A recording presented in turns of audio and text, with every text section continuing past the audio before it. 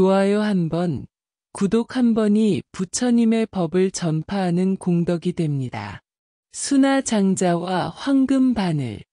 겐지스강 중류의 번화한 도시 베나레스에서 조금 떨어진 강변 지역에 수나라는 장자가 살고 있었다. 그의 집은 베나레스에서 가장 큰 저택 중 하나였는데 정문에서부터 안채까지 이르는 길이만도 100걸음이 넘었다. 대문을 들어서면 먼저 넓은 앞마당이 나타났고 그 중앙에는 연꽃이 피어있는 크고 작은 연못들이 있었다. 연못 주변으로는 망고나무와 무화과나무, 그리고 온갖 향기로운 꽃나무들이 심어져 있어 계절마다 다른 아름다움을 자아냈다. 특히 여름 저녁이면 자스민과 삼패꽃 향기가 바람을 타고 흘러와 저택 전체를 감쌌다. 수나는 직물업으로 큰 성공을 거둔 부자였다. 그의 직물 공방은 베나레스 시내에만 3곳이 있었고 각 공방마다 수십 명의 숙련된 직공들이 일했다. 특히 고급 비단을 만드는 기술이 뛰어나서 왕실과 귀족들이 즐겨 찾았다. 수나가 만든 비단은 색깔이 선명하고 감촉이 부드러워 멀리 다른 나라에서까지 주문이 들어올 정도였다. 그의 창고에는 항상 다양한 색깔과 무늬의 비단이 가득했고 금실과 은실로 수놓은 값비싼 옷감들이 정성스럽게 보관되어 있었다. 수나의 저택 내부는 더욱 화려했다. 거실의 기둥들은 모두 단단한 티크나무로 만들어졌고 그 위에는 정교한 조각이 새겨져 있었다. 벽면에는 값비싼 테피스트리가 걸려 있었고 바닥에는 페르시아에서 가져온 융단이 깔려 있었다. 천장에는 수정으로 만든 상들리에가 달려 있어서 밤이 되면 수많은 기름 등의 빛을 받아 무지개빛으로 반짝였다. 곳곳에는 금과 은으로 만든 장식품들, 상아로 조각한 조각상들, 그리고 보석이 박힌 그릇들이 놓여 있어 집안을 화려하게 장식했다. 하인들만도 수십 명이나 되었는데 정원을 관리하는 사람, 요리를 담당하는 사람, 청소를 하는 사람, 마국간을 돌보는 사람 등 각자 맡은 일이 따로 있었다. 하지만 이 모든 풍요로움 속에서도 수나는 늘 불안했다. 밤이 되어 잠자리에 누우면 온갖 걱정들이 머릿속을 맴돌았다. 도둑들이 들어와서 재산을 훔쳐가면 어떻게 할까? 화재가 나서 창고가 모두 타버리면 어떻게 할까? 홍수가 나서 집이 물에 잠기면 어떻게 할까? 이런 생각들이 꼬리를 물고 이어졌다. 때로는 새벽까지 잠을 이루지 못하고 뒤척이며 보내는 날이 많았다. 아침에 일어나면 눈 밑에 검은 그림자가 지고 얼굴이 헬쑥해져 있곤 했다. 아내 수다타가 걱정스러운 표정으로 물어봐도 대수롭지 않은 일이라며 넘어갔지만 마음속 깊은 곳의 불안감은 점점 더 커져만 갔다.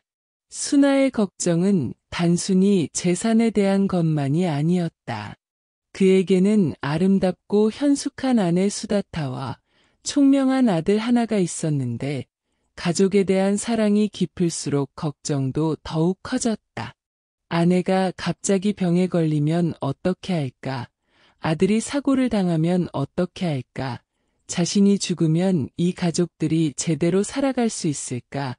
이런 생각들이 끊임없이 그를 괴롭혔다.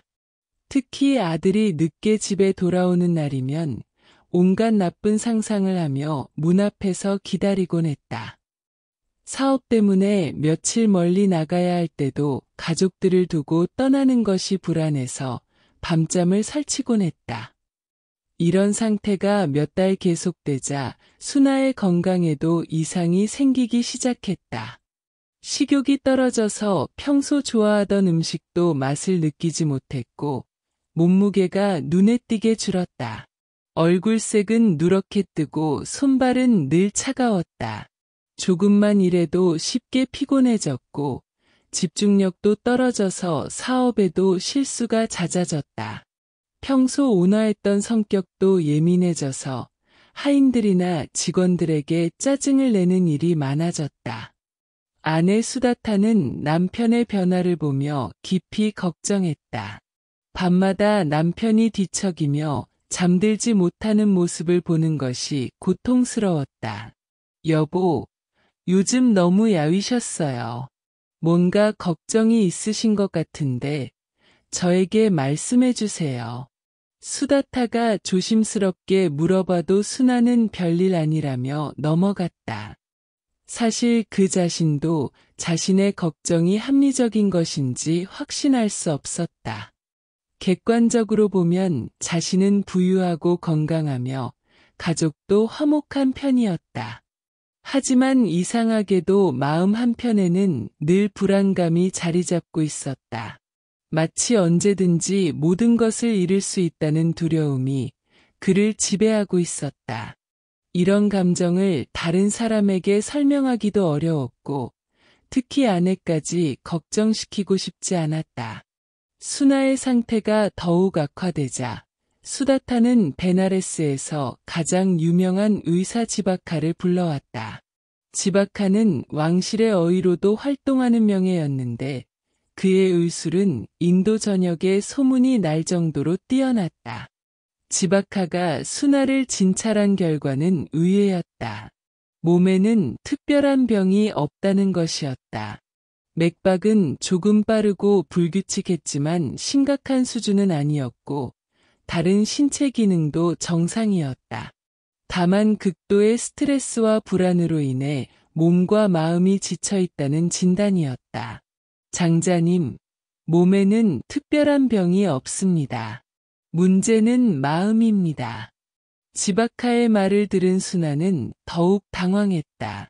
마음의 병이라니, 그럼 자신이 미쳐가고 있다는 말인가? 하지만 지바카는 그런 뜻이 아니라고 설명했다. 과도한 걱정과 불안이 몸을 약하게 만들고 있다는 것이었다.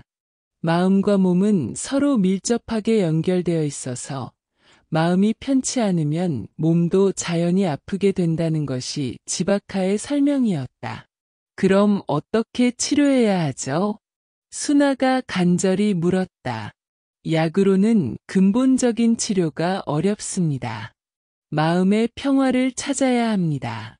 마음의 평화라니 구체적으로 어떻게 해야 할까요? 지바카는 잠시 생각하더니 말했다.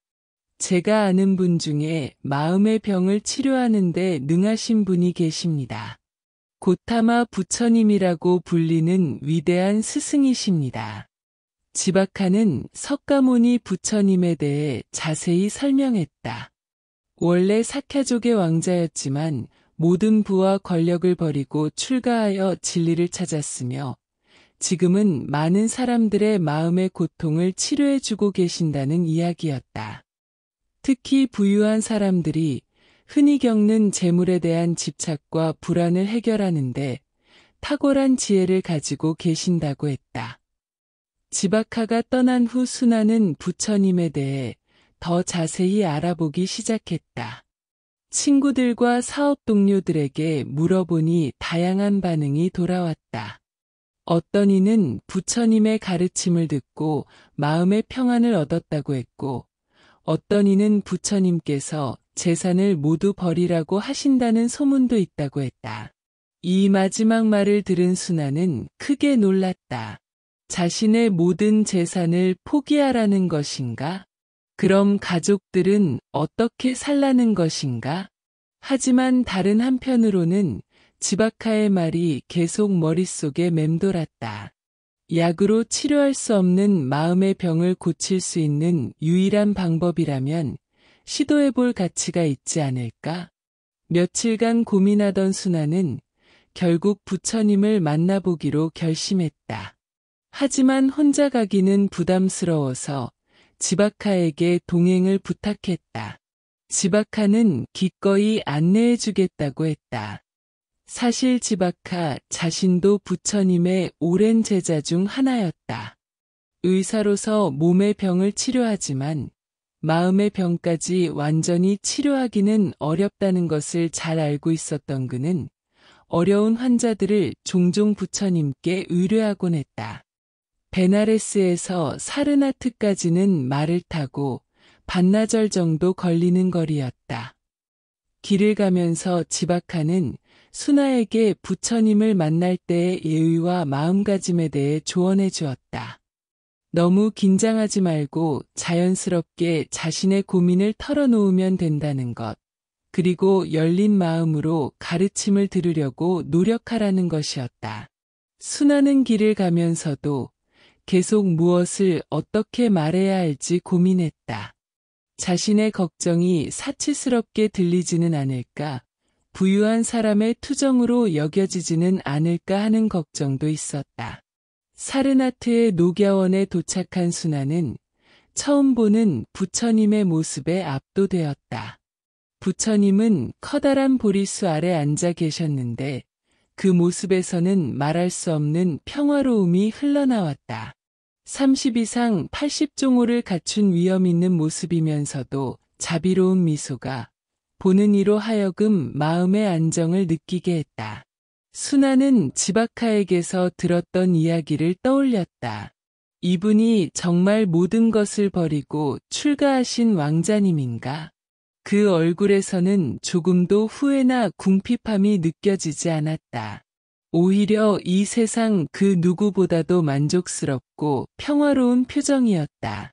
부처님 주변에는 여러 비구들이 앉아 있었고 일반 신도들도 몇 명 보였다. 모든 사람들의 얼굴에는 고요하고 평온한 표정이 떠 있었다. 수나는 이런 분위기를 처음 경험해 보았다. 평소 자신이 경험하던 세계와는 완전히 다른 느낌이었다. 자신이 사는 곳에서는 모든 사람들이 바쁘게 움직이고 더 많은 것을 얻기 위해 경쟁하며 늘 긴장하고 불안해했다. 하지만 이곳에서는 모든 것이 고요하고 평화로웠다.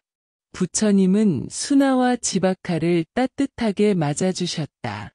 그 목소리는 낮고 부드러웠으며 말 한마디 한마디에 깊은 자비가 담겨 있었다. 무엇 때문에 이곳까지 왔는가? 수나는 떨리는 목소리로 자신의 고민을 털어놓기 시작했다. 처음에는 조심스럽게 말했지만 부처님의 자비로운 표정을 보며 점점 마음을 열고 솔직하게 이야기했다. 많은 재산을 가지고 있지만 마음이 편치 않다는 것, 밤낮으로 온갖 걱정에 시달리고 있다는 것, 재산을 잃을까봐, 가족에게 불행이 닥칠까봐, 자신이 죽으면 어떻게 될까봐 하는 두려움들을 상세히 설명했다. 말을 하면서도 이런 걱정이 사치스럽게 들릴까봐 염려했지만 부처님은 전혀 그런 기색 없이 진지하게 들어주셨다. 부처님은 수나의 말을 끝까지 들어주신 후 자비로운 표정으로 대답하셨다. 수나여, 그대의 걱정을 이해한다. 많은 사람들이 같은 고민을 하고 있다. 이는 부유한 사람들이 흔히 겪는 고통이다. 부처님의 이 말을 들은 수나는 안도감을 느꼈다. 자신만 이런 걱정을 하는 것이 아니라는 것, 그리고 이런 고민이 이상한 것이 아니라는 것을 알게 되었기 때문이다. 그럼 어떻게 해야 이 걱정에서 벗어날 수 있을까요? 먼저 걱정의 원인을 알아야 한다. 수나여, 그대의 걱정은 집착에서 나온다. 집착이라고 하시면 그대가 가진 재산과 가족에 대한 지나친 애착이 고통의 원인이다. 사랑하는 것과 집착하는 것은 다르다. 부처님은 계속해서 설명하기 시작하셨다. 집착이란 어떤 것을 영원히 자신의 것으로 만들려는 마음이며, 이는 불가능한 일이기 때문에 고통을 만들어낸다는 것이었다. 이 세상의 모든 것은 변하기 마련이고, 영원히 지속되는 것은 아무것도 없다는 것이 부처님의 설명이었다. 수나여, 그대가 가진 재산은 정말 그대의 것인가? 갑작스러운 질문에 수나는 당황했다. 물론 제 것입니다. 제가 평생 노력해서 모은 것인데요.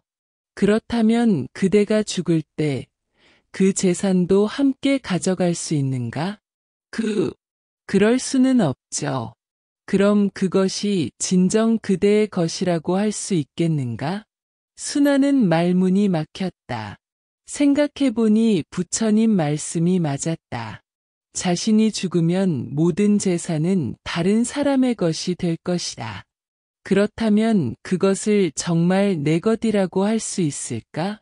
순아여, 우리는 이 세상의 모든 것을 잠시 빌렸을 뿐이다. 몸도, 재산도, 심지어 가족도 영원히 우리와 함께할 수 없다. 이것이 무상의 법칙이다. 부처님의 말씀은 계속되었다. 하지만 그렇다고 해서 아무것도 소중히 여기지 말라는 뜻은 아니다. 소중히 여기되 집착하지는 말고 사랑하되 소유하려 하지는 마라. 그 차이가 무엇인지 잘 모르겠습니다.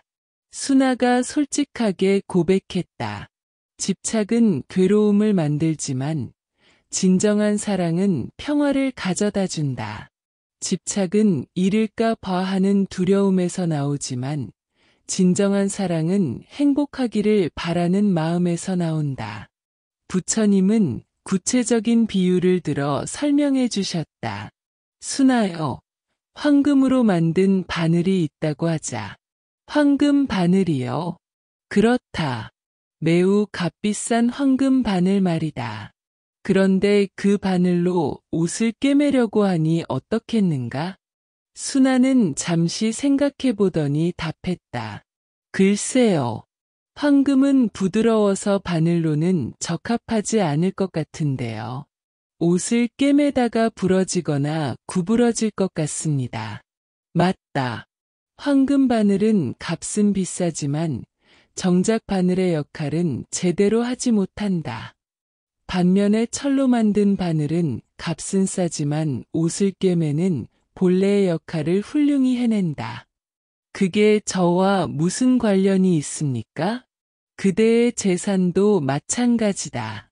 아무리 많아도 그 자체로는 진정한 행복을 가져다 주지 못한다. 마치 황금 바늘처럼 겉보기에는 화려하지만 정작 중요한 역할은 하지 못하는 것이다. 순아는 이 비유에 깊은 인상을 받았다.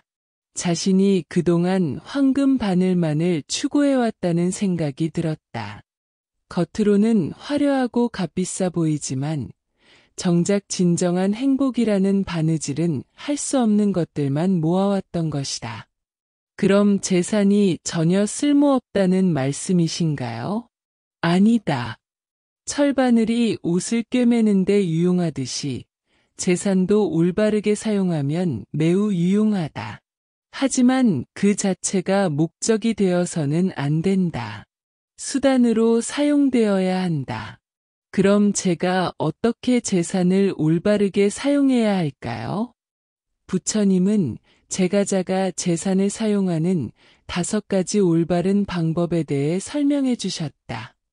첫째, 자신과 가족의 생계를 위해 사용하라. 이는 기본적인 의무다. 그건 당연한 것 아닙니까? 둘째, 친구들과 손님들을 대접하는 데 사용하라. 이는 사회적 관계를 돈독히 하는 방법이다. 그것도 이미 하고 있습니다. 셋째, 도둑이나 화재, 홍수 같은 재난에 대비해 저축하라. 이는 지혜로운 일이다. 그것도 하고 있고요. 넷째, 왕에게 세금을 바치고 조상과 신들에게 공양하라. 이는 사회의 일원으로서 해야 할 의무다. 그것도 마찬가지입니다. 다섯째, 수행자들과 브라만들, 그리고 가난한 사람들에게 보시하라. 이는 공덕을 쌓는 일이다. 그것도 어느 정도는 하고 있습니다. 부처님은 미소를 지으셨다. 그렇다면 그대는 이미 올바른 길을 걷고 있다. 다만 마음가짐만 바꾸면 된다. 마음가짐을 바꾸라는 것은 무슨 뜻입니까? 지금까지는 내 것을 지켜야 한다는 마음으로 살았을 것이다. 이제부터는 내가 맡아서 관리하고 있다는 마음으로 살아보라. 관리한다고요? 그렇다. 마치 다른 사람의 재산을 맡아서 관리하는 관리인처럼 말이다. 관리인은 맡겨진 재산을 소중히 여기고 잘 관리하지만 그것이 자신의 것이라고 집착하지는 않는다. 그럼 제 재산이 아니라는 말씀인가요? 원래부터 그대의 것이 아니었다. 다만 인연에 따라 잠시 그대에게 맡겨진 것뿐이다. 그대는 그것을 잘 관리하여 자신과 가족, 그리고 많은 사람들에게 도움이 되도록 사용할 책임이 있다. 이 말을 들은 순아는 묘한 기분을 느꼈다. 마치 어깨 위에 올려져 있던 무거운 짐이 내려지는 것 같았다. 그렇게 생각하니까 왠지 마음이 가벼워지는 것 같습니다. 그것이 바로 집착을 놓는 첫 번째 단계다. 소유에 대한 집착을 버리면 잃을 것에 대한 두려움도 자연히 사라진다. 부처님과의 첫 만남을 마치고 집으로 돌아가는 길에 순아는 많은 생각에 잠겼다. 부처님의 말씀이 머릿속에서 계속 맴돌았다. 황금 바늘과 철 바늘의 비유, 소유와 관리의 차이, 집착과 사랑의 구별. 모든 것이 새롭고 신선했다. 특히 자신이 지금까지 황금 바늘만 추구해왔다는 깨달음이 충격적이었다. 집에 도착한 순아는 곧바로 아내에게 부처님을 만난 이야기를 들려주었다. 수다타는 남편의 표정이 달라진 것을 곧바로 알아챘다. 몇 달간 보지 못했던 편안한 미소가 입가에 떠 있었고 목소리도 한결 밝아져 있었다. 여보, 오늘부터 우리 생활 방식을 조금 바꿔봅시다. 어떻게요? 부처님께서 가르쳐 주신 대로 우리가 가진 것들을 더 의미 있게 사용해 봅시다. 그동안도 자선 활동을 했잖아요. 네. 하지만 이번에는 마음가짐이 다릅니다. 내 것을 나누어 준다는 생각이 아니라 맡겨진 것을 올바르게 사용한다는 생각으로 해봅시다. 수다타는 남편의 변화에 놀랐다. 오랫동안 걱정과 불안에 시달리던 남편이 마치 다른 사람처럼 달라져 있었다. 얼굴에는 생기가 돌았고 목소리에는 확신이 있었다. 무슨 일이 있었던 거예요? 완전히 다른 사람 같아요. 부처님을 만나고 나니 모든 것이 명확해졌어요. 그동안 제가 너무 많은 걱정을 했던 것 같아요. 사실 걱정한다고 해서 문제가 해결되는 것도 아니고 오히려 현재의 행복을 놓치게 만들 뿐이었어요. 순아는 그날부터 점진적으로 생활 방식을 바꿔나가기 시작했다. 매일 아침 일어나면 먼저 명상을 하는 시간을 가졌다. 부처님께서 알려주신 호흡 관찰법을 실천하며 마음을 고요하게 가라앉혔다. 처음에는 몇 분도 집중하기 어려웠지만 점차 시간을 늘려가며 꾸준히 실천했다. 명상을 마치고 나면 하루 계획을 세울 때도 예전과는 달라졌다. 오늘 얼마나 많은 돈을 벌 수 있을까 보다는 오늘 누구를 도울 수 있을까를 먼저 생각하게 되었다. 사업을 할 때도 마음가짐이 완전히 달라졌다.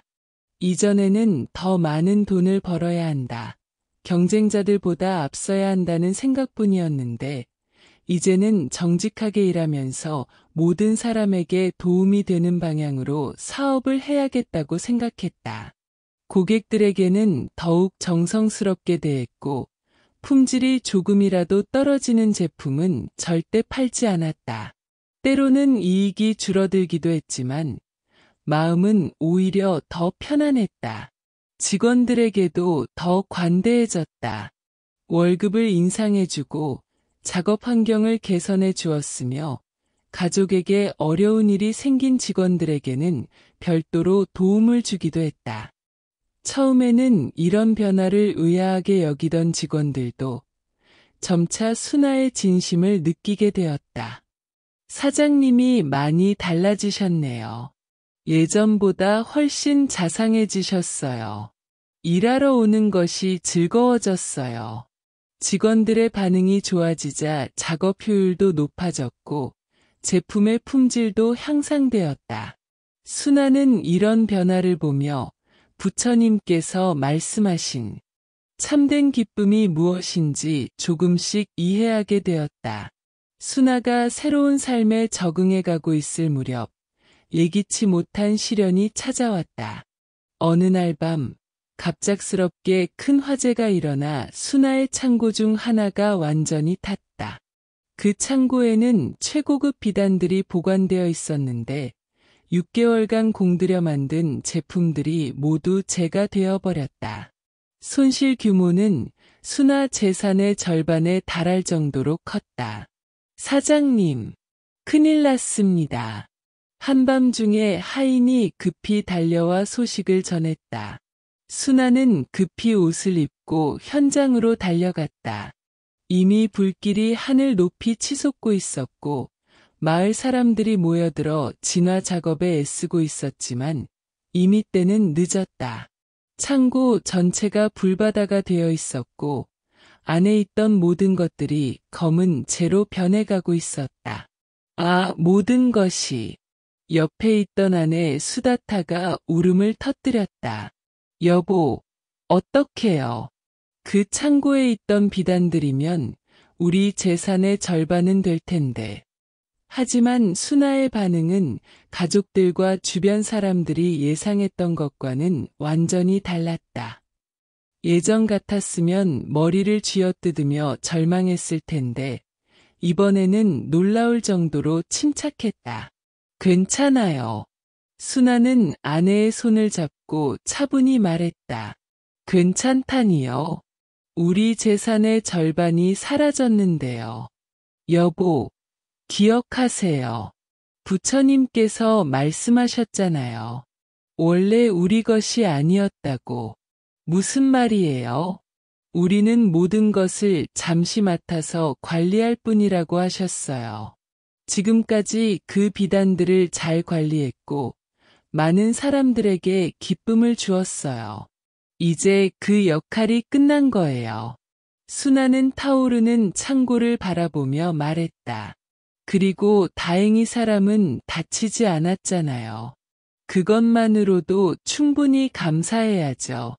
수다타는 남편의 이런 반응에 깜짝 놀랐다. 몇 달 전만 해도 작은 일에도 밤잠을 설치며 걱정하던 남편이 이렇게 큰 손실 앞에서도 평정심을 잃지 않다니. 정말 괜찮은 거예요? 물론 아깝고 속상하지 않다면 거짓말이겠지만 예전처럼 절망적이지는 않아요. 오히려 이번 일로 부처님의 가르침을 더 깊이 이해하게 된 것 같아요. 며칠 후 순아에게는 또 다른 시련이 닥쳤다. 그동안 거래해 오던 대상인 중 한 명이 갑자기 파산하면서 순아에게 빌린 거액의 돈을 갚을 수 없게 된 것이다. 그 상인은 무릎을 꿇고 순아 앞에서 사죄했다. 순아 장자님, 정말 죄송합니다. 장사가 망해서 당장 가족들이 먹고 살 것도 없는 상황입니다. 당분간은 돈을 갚을 수 없을 것 같습니다. 언젠가는 꼭 갚겠다고 약속드리지만 이번에도 순아의 반응은 예상외였다. 일어나세요. 예. 그 돈은 이미 잊어버렸습니다. 장자님, 어려운 때에 서로 도와야죠. 돈 걱정은 하지 마시고 대신 앞으로는 정직하게 사업하시기 바랍니다. 그리고 형편이 나아지시면 다른 어려운 사람들을 도와주세요. 상인은 감동해서 눈물을 흘렸다. 장자님의 은혜를 평생 잊지 않겠습니다. 어떻게 이렇게 관대하실 수 있습니까? 저도 예전에는 그러지 못했어요. 하지만 위대한 스승을 만나 많은 것을 배웠습니다. 이런 일련의 사건들을 겪은 후 순화는 다시 부처님을 찾아뵈었다. 이번에는 감사 인사를 드리러 간 것이었다. 세존이시여, 감사 인사를 드리러 왔습니다. 무엇 때문에 감사하다는 것인가? 세존께서 가르쳐 주신 덕분에 큰 손실을 당해도 마음의 평정을 잃지 않을 수 있었습니다. 순화는 창고 화재와 빚을 떼인 일을 자세히 말씀드렸다. 예전 같았으면 밤잠을 못 이루고 걱정했을 텐데 이번에는 오히려 마음이 더 편해졌습니다. 정말 신기한 일입니다. 부처님은 자비로운 미소를 지으시며 말씀하셨다. 순화여, 그대는 이제 진정한 부자가 되었다. 진정한 부자요? 그렇다. 외부의 변화에 흔들리지 않는 마음의 평화를 얻었으니까. 이것이야말로 가장 귀한 보물이다. 하지만 물질적으로는 많이 줄었는데요. 순화여, 재산의 많고 적음이 진정한 부의 기준이 아니다. 마음의 평화야말로 가장 소중한 재산이다. 그대는 이제 그것을 얻었느니라. 부처님은 계속해서 말씀하셨다. 황금 바늘은 아름답고 비싸지만 정작 바늘의 역할을 하지 못한다. 그대는 이제 진짜 바늘을 얻었다. 소박해 보여도 실제로 유용한 것을 말이다. 그것이 바로 마음의 평화인가요? 그렇다. 그리고 그것은 어떤 도둑도 훔쳐갈 수 없고 어떤 화재도 태울 수 없으며 어떤 홍수도 떠내려갈 수 없는 진정한 재산이니라. 그 후 순화는 완전히 새로운 사업 철학을 가지게 되었다. 단순히 돈을 버는 것이 목표가 아니라 모든 사람에게 도움이 되는 사업을 하는 것이 목표가 되었다. 원료를 공급하는 농민들에게는 정당한 대가를 지불했고, 때로는 시장 가격보다 높게 주기도 했다. 직원들의 복지를 위해서는 아낌없이 투자했으며, 수익의 상당 부분은 반드시 자선 사업에 사용했다. 순화 장자님처럼 사업하는 분이 더 많아졌으면 좋겠네요. 정말 모범적인 상인이세요. 사람들의 평판이 좋아지자 오히려 사업은 더 번창했다.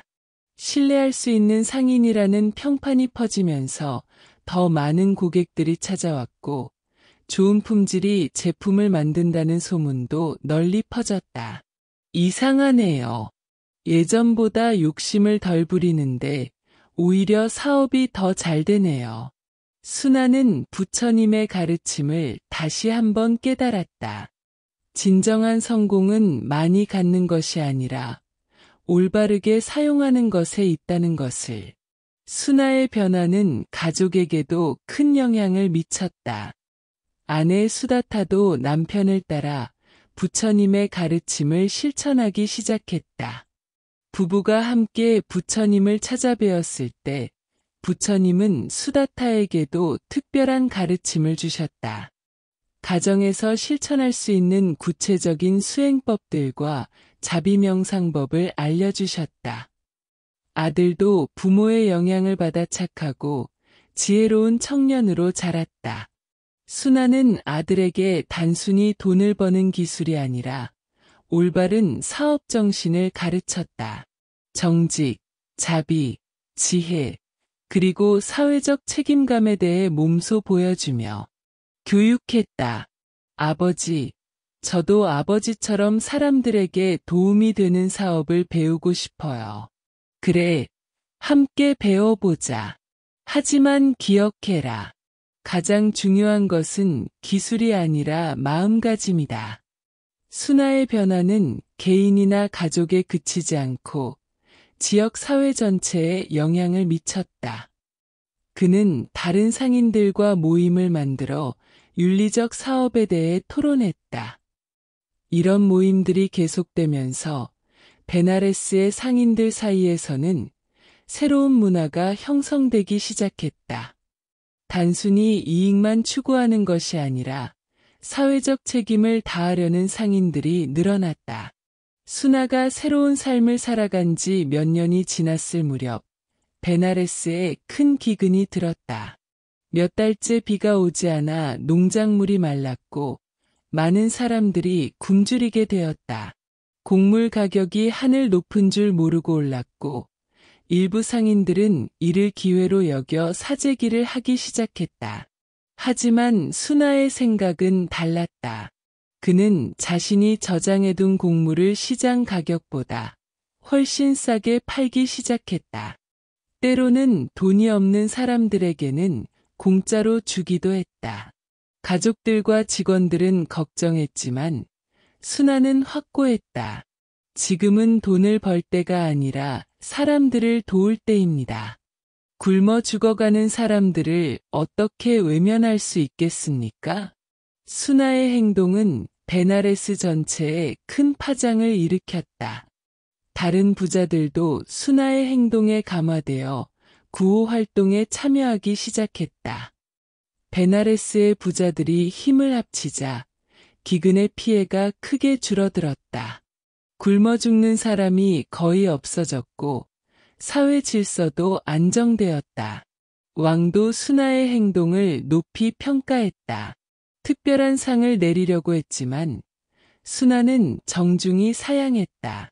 폐하, 저는 특별한 일을 한 것이 아닙니다. 어려운 이웃을 돕는 것은 당연한 일이죠. 기근이 끝난 후 순아는 다시 부처님을 찾아 뵈었다. 세존이시여, 이번 기근을 겪으면서 더 큰 깨달음을 얻었습니다. 어떤 깨달음인가? 진정한 부는 혼자 누리는 것이 아니라 모든 사람과 함께 나누는 것이라는 깨달음입니다. 나누면 나눌수록 더 풍요로워진다는 것을 직접 경험했습니다. 부처님은 크게 기뻐하셨다. 순아여, 그대는 이제 보살의 마음을 가지게 되었다. 모든 중생의 고통을 자신의 고통으로 여기고 모든 중생의 행복을 자신의 행복으로 여기는 마음이다. 순아의 이야기가 퍼지면서 많은 사람들이 그를 찾아오기 시작했다. 부처님의 가르침을 배우고 싶어하는 사람들, 사업을 어떻게 해야 할지 조언을 구하는 사람들, 그리고 단순히 마음의 평화를 얻고 싶어하는 사람들이었다. 순아는 자신이 부처님께 배운 것들을 아낌없이 나누어 주었다. 세월이 흘러 순아도 나이가 들었다. 60세가 넘어서도 그의 사업은 계속 번창했고 사회적 명성도 높았다. 더 중요한 것은 마음의 평화를 완전히 얻었다는 것이었다. 예전처럼 밤잠을 설치며 걱정하는 일은 완전히 사라졌다. 어떤 일이 일어나도 평정심을 잃지 않았고 항상 감사하는 마음으로 살아갔다. 어느 날 순아는 혼자 앉아서 지난 날들을 돌이켜보았다. 부처님을 만나기 전의 자신과 지금의 자신을 비교해보니 마치 다른 사람 같았다. 예전에는 황금 바늘만 추구했다면 지금은 진짜 바늘의 가치를 알게 되었다. 겉으로는 화려하지 않아도 정말 필요하고 유용한 것들의 소중함을 깨달았다. 정말 부처님의 비유가 맞았구나. 순아는 혼자 중얼거렸다. 황금 바늘은 아름답지만 바느질을 할 수 없다. 하지만 철바늘은 소박해도 옷을 꿰맬 수 있다. 마찬가지로 진정한 행복은 화려한 것에 있는 것이 아니라 소박하지만 의미 있는 것들에 있구나. 80세가 되었을 때 순아는 가족들과 제자들을 모아놓고 마지막 가르침을 전했다. 여러분, 제가 이 세상에서 배운 가장 중요한 것을 말씀드리겠습니다. 진정한 부는 물질에 있지 않습니다. 마음의 평화에 있습니다. 진정한 행복은 소유에 있지 않습니다. 나눔에 있습니다. 그리고 진정한 성공은 얼마나 많이 가졌느냐가 아니라 얼마나 많은 사람에게 도움이 되었느냐에 있습니다. 가장 중요한 것은 모든 것이 무상하다는 것을 받아들이는 것입니다. 변하지 않는 것은 아무것도 없습니다. 하지만 그것을 두려워할 필요는 없습니다. 변화를 받아들이고 현재에 감사하며 자비로운 마음으로 살아간다면 진정한 행복을 얻을 수 있습니다. 저는 젊었을 때 황금 바늘을 추구했습니다. 아름답고 값비싸지만 정작 바늘 역할은 하지 못하는 것들을 추구했습니다. 하지만 부처님의 가르침 덕분에 진짜 바늘을 찾을 수 있었습니다. 소박하지만 진정으로 유용한 것들을 찾았습니다. 며칠 후 순화는 평화롭게 세상을 떠났다. 임종 직전까지 의식이 명료했고 부처님의 이름을 염하며 편안한 표정으로 숨을 거두었다. 그의 장례식에는 베나레스의 수많은 사람들이 모여들었다. 왕도 직접 참석해서 추도사를 했다. 순화 장자는 단순한 상인이 아니었다. 그는 우리 모두의 스승이었다. 그가 보여준 삶의 모범은 영원히 우리 마음속에 남을 것이다. 순화의 이야기는 후대의 길이 전해져 내려왔다. 특히 황금 바늘의 비유는 많은 사람들에게 깊은 감동을 주었다. 상인들과 부유한 사람들에게는 재물을 어떻게 올바르게 사용해야 하는지를 보여주는 최고의 교훈이 되었다. 불교 경전에도 순화의 이야기가 기록되어 제가 수행자들의 모델로 제시되었다. 오늘날에도 순화의 이야기는 여전히 많은 의미를 가진다. 물질만능주의가 팽배한 현대 사회에서 진정한 가치가 무엇인지를 묻는 사람들에게 순화의 삶은 명확한 답을 제시한다. 겉으로는 화려해 보이지만 실제로는 쓸모없는 황금 바늘 같은 것들을 추구할 것인가? 아니면 소박해 보여도 진정으로 가치 있고 유용한 철바늘 같은 것들을 추구할 것인가? 순화 장자가 남긴 가장 큰 유산은 물질적인 것이 아니라 정신적인 것이었다. 그의 자비심, 지혜, 그리고 올바른 가치관은 수많은 사람들에게 영감을 주었다. 특히 그가 보여준 이상과 현실의 조화는 많은 사람들에게 희망을 주었다. 세속적인 성공과 영적인 성장이 서로 대립하는 것이 아니라 함께 갈 수 있다는 것을 증명했기 때문이다. 순화의 황금 바늘은 사라졌지만 그가 찾은 진짜 바늘의 지혜는 2600년이 지난 지금도 세상을 밝히고 있다. 진정한 부는 소유에 있지 않고 존재에 있으며 진정한 성공은 얼마나 많이 가졌느냐가 아니라 얼마나 많은 사람에게 도움이 되었느냐에 있다는 그의 가르침은 시대를 초월한 진리로 남아있다. 승환 씨는 20년 이상 명상과 보시를 실천해온 수행자입니다. 처음에는 내가 좋은 일을 한다는 의식이 강했지만 깊은 수행을 통해 그의 관점은 완전히 변화했습니다.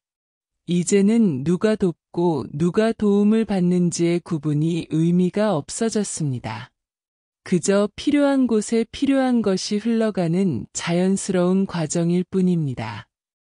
승환 씨는 특별한 의식 없이도 타인의 필요에 즉각적으로 반응하게 되었습니다. 거리에서 길을 잃은 사람을 보면 자연스럽게 안내하고 누군가 무거운 짐을 들고 있으면 도와주는 등의 행동이 마치 호흡처럼 자연스러워졌습니다. 예전에는 이런 행동 후에 자부심이나 만족감을 느꼈지만 이제는 그런 감정도 없습니다. 마치 왼손이 오른손을 돕는 것처럼 자연스러운 일이니까요. 그는 이러한 상태에서 전에 경험하지 못했던 깊은 자유와 평화를 느낀다고 말합니다. 자아의 경계가 희미해지면서 삶은 더 가볍고 자유로워집니다. 모든 존재와의 연결감은 말로 표현할 수 없는 기쁨을 줍니다. 승환 씨의 스승은 그가 무아의 지혜를 이론이 아닌 삶으로 체현하고 있다고 말했습니다. 승환씨 자신은 보시는 깨달음의 길이자 깨달음의 표현이라고 표현합니다.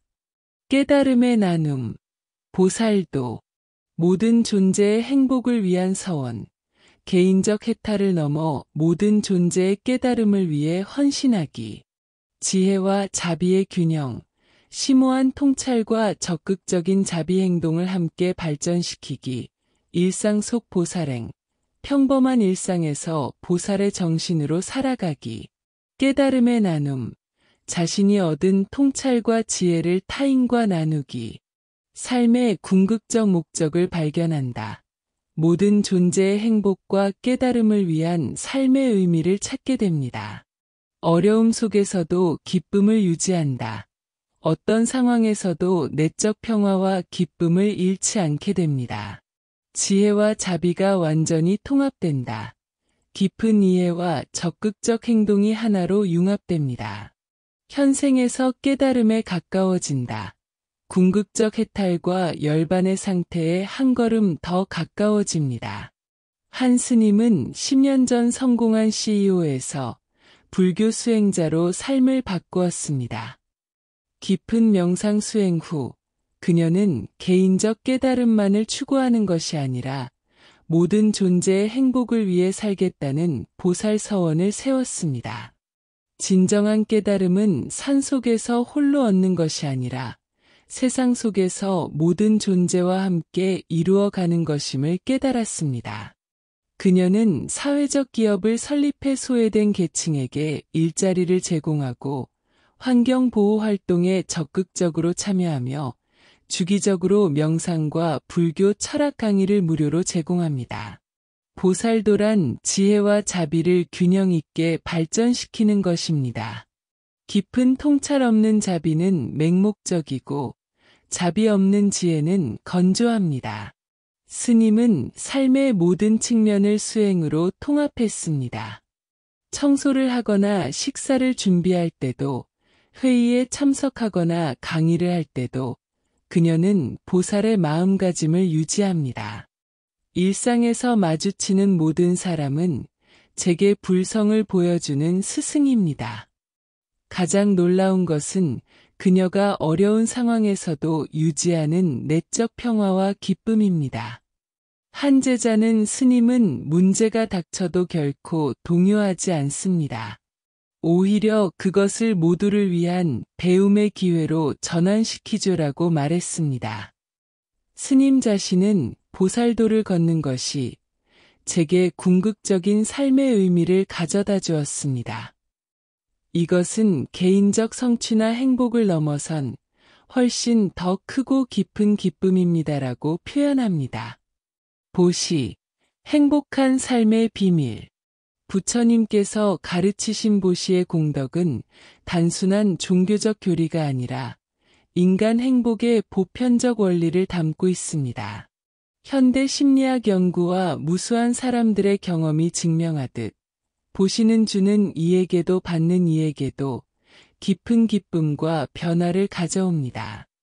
보시는 주는 것이 받는 것보다 더 큰 축복이라는 역설적 진리를 가르쳐 줍니다. 우리가 나눌수록 우리는 더 풍요로워집니다. 우리가 베풀수록 우리는 더 많이 받습니다.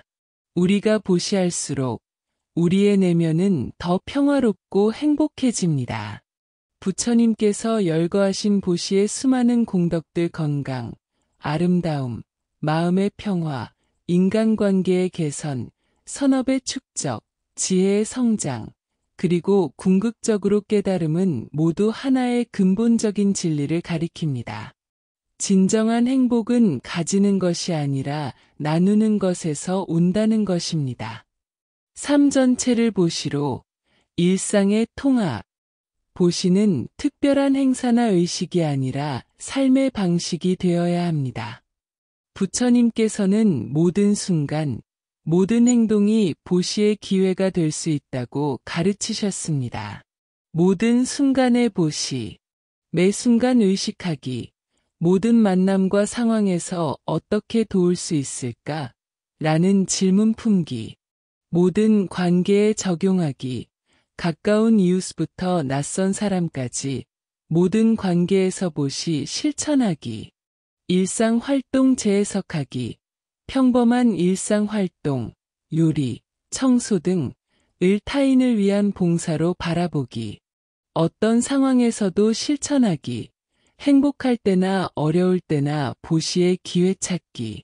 삶 전체가 의미로 가득 차게 된다. 평범한 일상에도 깊은 목적과 의미가 부여됩니다.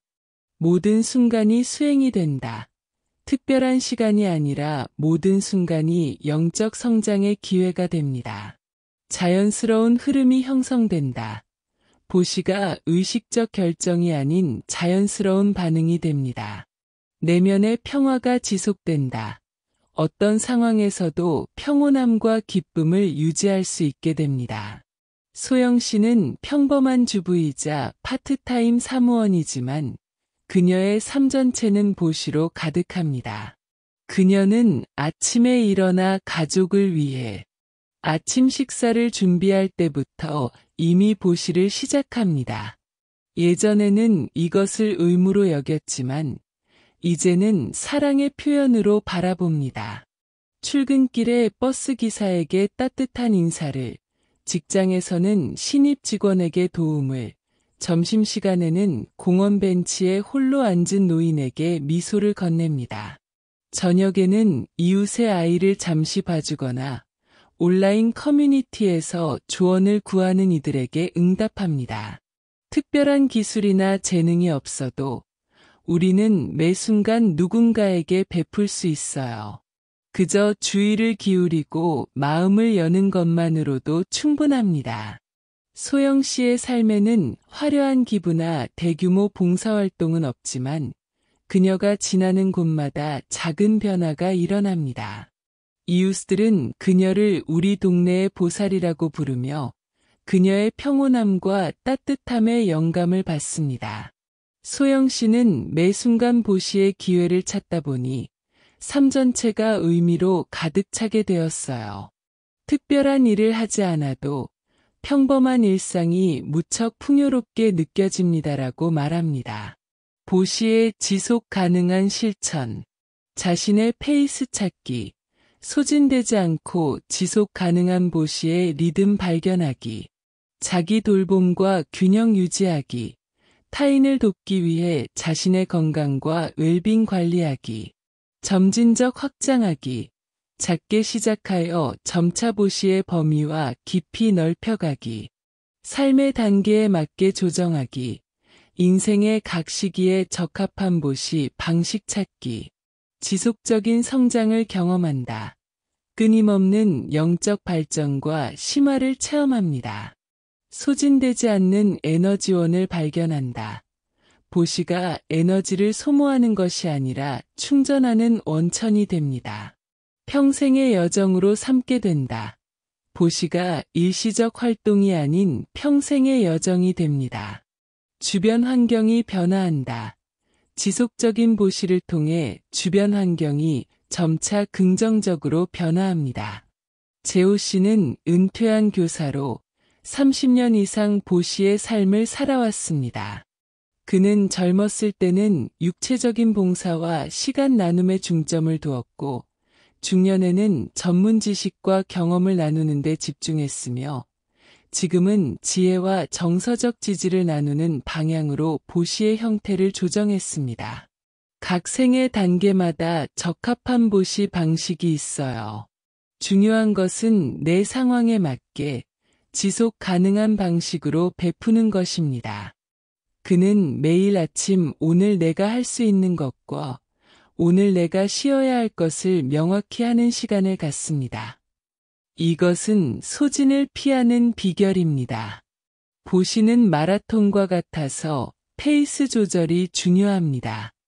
재호 씨는 많은 봉사자들이 초기의 열정 후에 지치는 것을 보았고 그들에게 자기 돌봄의 중요성을 조언합니다.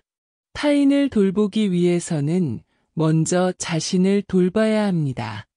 이것은 이기적인 것이 아니라 지속 가능한 보시를 위한 필수 조건입니다. 수십 년간의 지속적인 보시를 통해 그는 자신의 주변 환경이 완전히 변화한 것을 목격했습니다. 처음에는 혼자 시작했지만 이제는 많은 사람들이 함께하는 커뮤니티가 형성되었습니다. 작은 씨앗이 숲을 이루게 된 것 같아요. 보시를 통한 사회 변화. 보시는 개인적 수준을 넘어 사회와 세계를 변화시키는 강력한 힘이 될 수 있습니다. 부처님께서는 한 사람의 변화가 전체 사회의 변화로 이어질 수 있다고 가르치셨습니다. 개인에서 공동체로 선한 영향력 확산하기, 자신의 보시 경험과 영감을 다른 이들과 나누기, 공동체 주도 보시 프로젝트 시작하기, 이웃이나 직장 등 공동체 단위의 나눔 활동 조직하기, 시스템 차원의 변화 추구하기, 개인적 도움을 넘어 사회 구조적 변화를 위해 노력하기, 다음 세대 교육하기, 아이들과 청소년들에게 보시의 가치와 실천법 가르치기, 선한 영향력의 파도가 퍼져나간다. 한 사람의 보시가 다른 많은 이들에게 영감을 줍니다. 공동체 의식이 강화된다. 지역사회의 연대감과 상호 지원이 증가합니다. 사회적 변화의 씨앗이 된다. 개인적 행동이 모여 더 큰 사회적 변화를 가져옵니다. 지속 가능한 문화가 형성된다. 나눔과 보살핌의 문화가 사회에 뿌리내리게 됩니다. 지원 씨는 아파트 단지에서 이웃 돕기 네트워크를 시작했습니다. 처음에는 노인 이웃을 위해 장보기를 도와주는 작은 활동이었지만 점차 더 많은 주민들이 참여하면서 확장되었습니다. 그들은 공동 식사 모임, 육아 품앗이, 물건 공유 시스템, 지역 청소 등 다양한 활동을 조직했습니다. 한 사람의 작은 행동이 이렇게 확산될 줄은 몰랐어요. 이제는 제가 시작하지 않은 활동들도 자발적으로 생겨나고 있어요. 이 네트워크는 점차 인근 아파트 단지로도 확산되었고, 지역 학교와 협력하여 학생들에게 공동체 봉사 프로그램을 제공하기 시작했습니다. 더 놀라운 것은 이 모델이 지역 정부의 관심을 끌어 공식적인 지원을 받게 된 것입니다. 우리의 작은 실험이 이제는 정책 모델이 되었어요. 개인의 변화가 시스템 변화로 이어질 수 있다는 것을 직접 경험했습니다. 지원 씨는 이 경험을 바탕으로 이웃 돕기 네트워크 만들기 안내서를 작성하여 무료로 배포했고, 이제 전국 여러 지역에서 비슷한 네트워크가 형성되고 있습니다. 한 사람이 변하면 10사람이 변하고 그 10사람이 100사람을 변화시킵니다. 이것이 보시의 선순환입니다.